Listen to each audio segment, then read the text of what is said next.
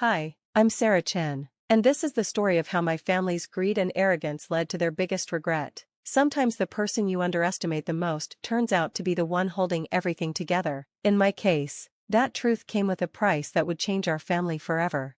I grew up in the shadow of my older brother, Michael. He was the golden child, straight A's, prestigious university, and a career in investment banking that made our parents beam with pride. Meanwhile, I chose a different path, one that my family never understood or respected, but life has a way of revealing truth in the most unexpected ways. Our story really begins 5 years ago, when our father's health took a sudden turn for the worse. He had built a modest real estate business, owning several commercial buildings in our city's growing downtown area. As his condition deteriorated, someone needed to step up and manage the family's affairs. Michael, despite his financial expertise, was too busy with his banking career to help. That's when I made a decision that would shape our future. I started working from home, managing not just our father's care, but also quietly learning everything about his business. My mother and brother saw this as me giving up on a real career. Little did they know, I was building something much bigger. Another day of sitting at home doing nothing? My mother would say during her daily visits, "Your brother works so hard at the bank, and you're just here." Her words stung, but I kept focused on my goals. What my family didn't know was that I had been using my computer science degree and business acumen to transform our father's traditional real estate business into a modern, digital-first enterprise. While working from home, I developed property management software that caught the attention of major investors. Within 2 years, I had quadrupled our company's value and quietly became the majority shareholder. The irony? My family lived in one of our company's most prestigious buildings, thinking it was still part of my father's old business. They had no idea that I now owned not just that building, but an entire portfolio of properties across 3 states. My brother Michael would often visit, flaunting his latest bonus or promotion. "This is what real success looks like, Sarah," he'd say, gesturing to his expensive suit. "Not everyone can handle the corporate world like I do." I would simply smile and nod, knowing that my company's quarterly profits exceeded his annual salary many times over. Things came to a head during our father's final days. He had been in and out of consciousness, but in one lucid moment, he called me to his bedside. "Sarah," he whispered, "I've always seen your potential. You remind me of myself when I started always thinking differently. I'm sorry I didn't defend you more." Those words meant everything to me, but they also sparked a family crisis. My mother and brother, overhearing this conversation, became increasingly hostile. They worried about their inheritance, assuming I had manipulated our father in his weakened state. After father's passing, Michael took charge of organizing a family meeting to discuss the future. He invited his wife Jessica, who shared his disdain for my chosen lifestyle. They decided to hold this meeting in the building's penthouse conference room, ironically, a space I had renovated just months earlier. The meeting started with Michael standing at the head of the table, acting every bit the corporate executive he saw himself as. "Now that father is gone, we need to make some changes," he announced. "Sarah, you've had a free ride long enough. It's time for you to move out and find a real job." My mother nodded in agreement. "We've indulged your behavior for too long. This building is family property, and you haven't contributed anything to deserve staying here." Jessica, ever the supportive wife, added her thoughts. "My husband has worked hard to maintain his reputation in this city. Having his sister living like a parasite reflects poorly on all of us." I sat quietly, letting them continue their tirade. They had no idea that every word they spoke was being recorded by the building's security system, a system I had personally upgraded. "And another thing," Michael continued, his voice getting louder, "I've already spoken to father's old business partners. They agree that I should take over the company. You clearly don't have the skills or experience to handle real estate." That's when I finally opened my laptop and connected it to the conference room's display screen. "Before you continue, there's something you should see," I said calmly.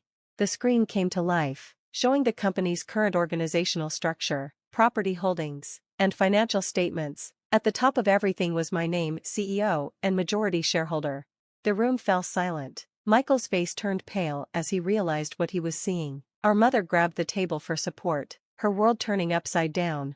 "This building you're so eager to evict me from? I own it. The company you think you're taking over? I've been running it for the past 3 years. Those old business partners you spoke to? They report to me." Michael lunged for my laptop, but I calmly closed it. "Everything is already documented and legally binding. Father saw my potential and privately supported my vision for modernizing his business. While you were bragging about your bonuses, I was building an empire." "You're lying," Michael shouted, his carefully maintained corporate composure cracking. This is impossible. You've never worked a real day in your life. I pulled out a folder containing all the legal documentation, contracts, board meeting minutes, and financial reports. Actually, brother, I've worked every day for the past 5 years. Just because you couldn't see my value doesn't mean it didn't exist. Our mother, finally finding her voice, tried a different approach. Sarah, honey, we're family. Surely we can work something out. Your brother has the experience to help you manage all this. I stood up,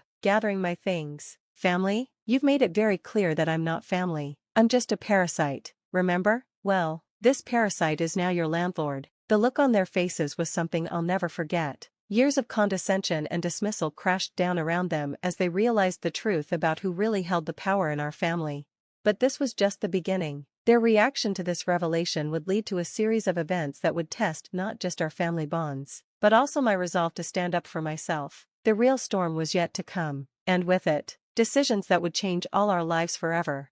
As I walked out of that conference room, leaving my family in shocked silence, I knew there was no going back. The truth was out, and now we would all have to live with the consequences. But I was ready for whatever came next, because for the first time in my life, I was standing in my full power.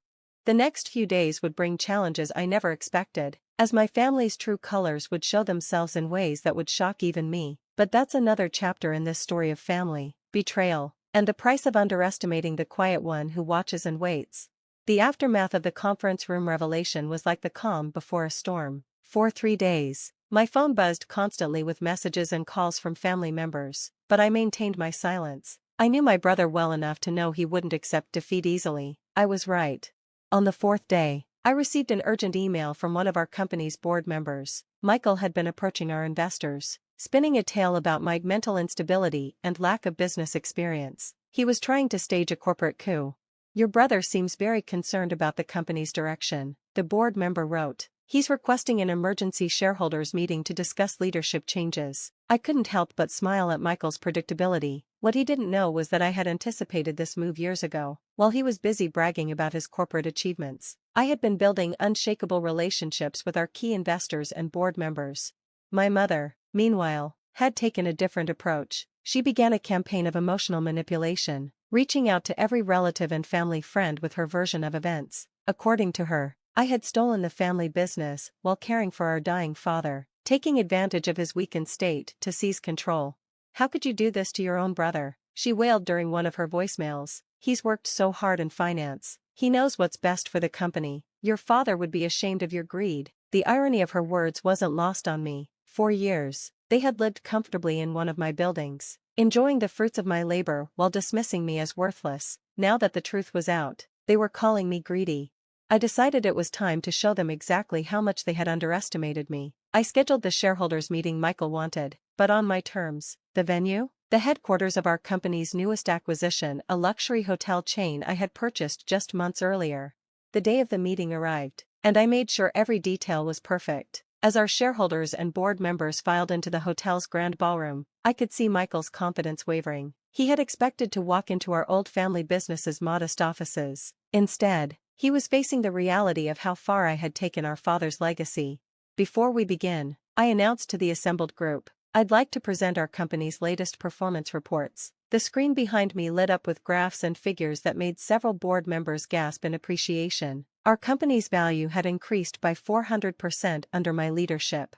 Michael stood up, straightening his designer tie. These numbers are impressive, he admitted, but they don't tell the whole story. My sister lacks the formal business training to lead a company of this size. As someone with extensive banking experience, excuse me, interrupted Maria Santos, one of our senior board members. Are you referring to the same sister who developed our proprietary property management software? The one that's now being licensed to major real estate firms across the country? I watched as Michael's face reddened. He hadn't done his homework. He didn't know that our company's software division, which I had built from scratch, now generated more revenue than all of our physical properties combined. Or perhaps, continued another board member, you're talking about the sister who predicted the downtown development boom and acquired key properties at below-market rates? The one who turned our family's local real estate business into a national corporation? My mother, who had insisted on attending, stood up from her seat. But she's never even worked in an office. She just sits at home all day on her computer. That's when I played my trump card. Mrs. Chen, I addressed her formally. Would you like to see what I actually do all day? With a click, the screen changed to show a live feed of our Global Operations Center, a state-of-the-art facility I had built in the building's basement, right under their feet. Dozens of screens showed real-time data from our properties across the country. Teams of professionals, all hired and trained under my leadership, were monitoring everything from occupancy rates to maintenance schedules.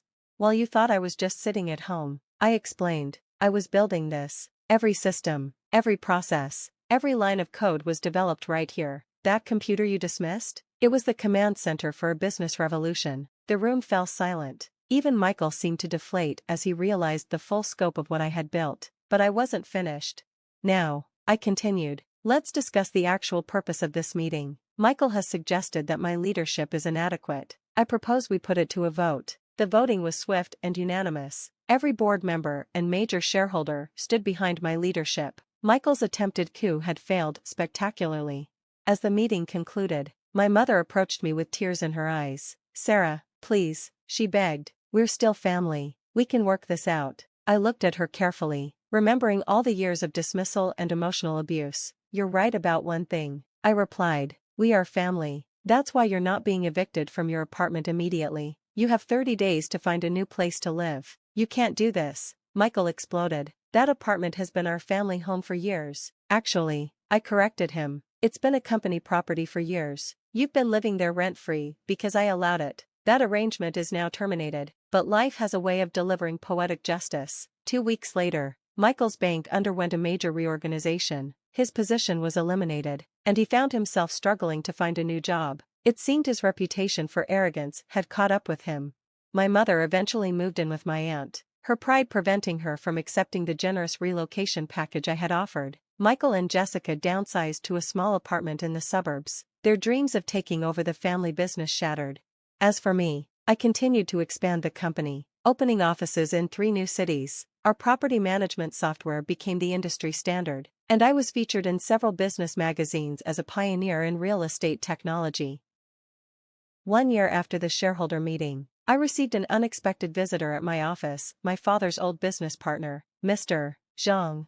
Your father would be so proud, he said, looking around at what his modest company had become. He always told me you had a special spark. That's why he signed everything over to you before he passed. I felt tears welling up in my eyes. He never told them, did he, about our plans? Mr. Zhang shook his head. He wanted you to succeed on your own terms, without their interference. He knew they would try to take control if they found out too soon. Those words brought me peace. My father had seen my potential all along, silently supporting me while I built something remarkable. His faith in me had been the foundation of my success.